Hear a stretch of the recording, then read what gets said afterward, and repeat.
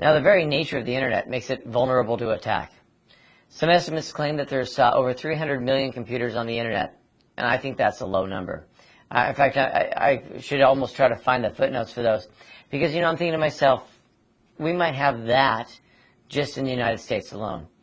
Now, I do know that we don't have nearly as many computers out there as we could. It was about 5 or 6 years ago when the founder, or I should say not the founder, but the CEO of a company called Micron made a statement that at that time, when the question was, because prices of chips are dropping, and they were asking, is the business still viable? And his response was, yeah, the business is viable. It goes, at this point, over half of the world's population has never seen a telephone. Now, that's a big statement. Out of, 7 or 8 billion people, to know that you have 4 or 5 billion customers that are waiting to be customers. They don't even know the technology's there, or if they do, they've never seen it or touched it or held it. So that's why I'm thinking 300 million is a low number. But anyway, we can just at least agree there's a lot. There's a lot of you. The Internet Protocol, IP, is how we address things. And it was designed decades ago. I mean, decades ago, in the 60s and 70s. And it was designed just for addressing and routing. And it had no concept of security. I mean, it really did. In fact, it contained fields that by today's standards, we automatically disable and make sure we don't have an IP version 6 as default fields because of how insecure they can be. And that's another nature, as well as the transport protocol. TCP made at the same time. Before we ever had the OSI model, we had the TCP/IP model, and so again, security wasn't the concern because at that time it was kind of a private network, opened up to eventually to military, to colleges, and to what it is today. But anyway, so there's a lot of threats, I guess is what I'm trying to say.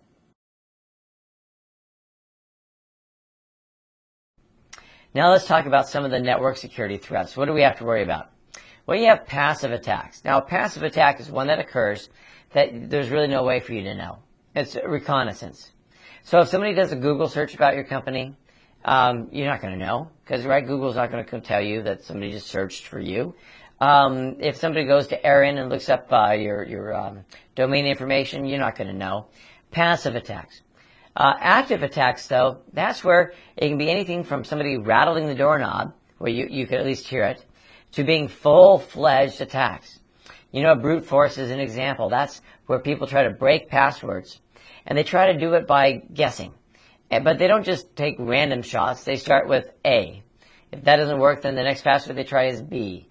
And they go all the way through the alphabet, through the numbers, and if all the single-letter passwords don't work, then they go to two-letter passwords, AA, AB, right? And they go through that whole process again, trying every combination until they find the right one.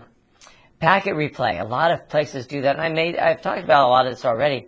But the packet replay, what it does is you've got people out there gathering encrypted traffic, capturing it, replaying it for the causing of new encryption traffic, because the more they get, the easier it is to be able to actually crack that encryption. We have phishing. People have faking websites to try to get you to give out your information. Message modifications, denial of services. A lot of these we've already talked about. Email bombing, spamming, spoofing. Now, your internet attacks, they're more pervasive because of the availability of tools and techniques out on the internet or even commercial software. Now, I have to tell you that if you just did a Google search, in fact, and I'm not for saying use Google, don't use Bing. I'm just using what I'm used to. But with iGoogle, you can add little widgets, I guess they call them, onto your desktop, onto your home screen. And I went and did a search for all the security-related widgets, and I don't have enough screen. And there are updated notes, tools, hacker communities, podcasts, videocasts. I mean, I could become a Uber hacker by just watching this information that's free on the internet and going to the places to download tools and to learn techniques. I mean, there were videos on how to use the tools and how to hack this, and it's amazing.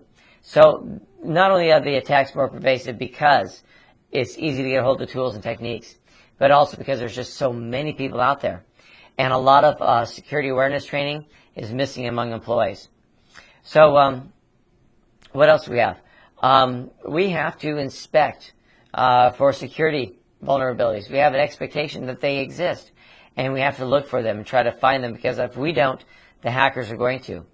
And you might also have inadequate security on your firewalls or even on the operating systems, default settings or weak settings.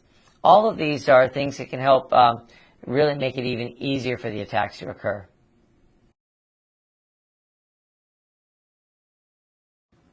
Well, as an auditor, you should investigate some of the following controls.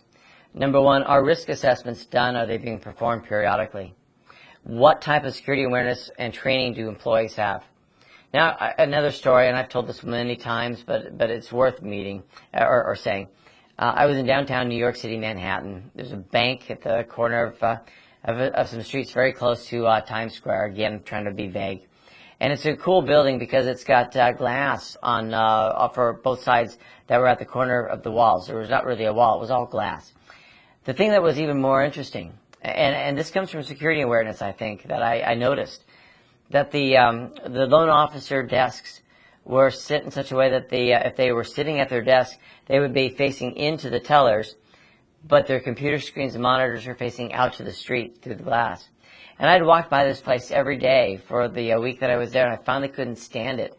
So I walked up to the glass, put my face on the glass, looked in to see how well I could see the monitor, and I could see not only the monitor, but the information that was left just on display with nobody there, and an unlocked computer screen, and could read very well what it was saying. I am thinking that the employees there should have had maybe a little more awareness about security, a little more training for the employees to lock a workstation before they walk away.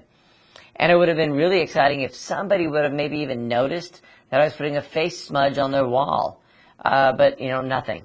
So have better awareness and training for the employees. Firewall standards, all right? Make sure that their standards are very secure. IDS in your security as well, intrusion detection. Now, I made a statement earlier that if you have a firewall, that I can get through it. Okay. And people are like, ooh, you're bragging. You're just saying you're this uber hacker. And, all right, I'm going to tell you what. I'm going to bet that all of you that are listening to me right now are just as good at getting through a firewall as I am. If any of you have gone out to a website anywhere today, odds are that web server was on the other side of a firewall. So guess what you did? You went through a firewall. It's easy. It lets traffic through. The problem is that it does let traffic through. The good thing is only select traffic. Now, all I have to do is figure out how to put a buffer overflow or denial of service attack in that traffic that's permitted through the firewall. Because traditionally, they're not going to scan for that. But guess what? If after the firewall you have intrusion detection, it can look at the rest of that information, recognize the attack, and shut me down. So that's where you might want to consider that as well as part of the security. As you're auditing, check for remote access policies, types, encryption, those things we talked about. Do they have plans in place for incident handling and response? Do they have a configuration management setup? Are they using encryption techniques?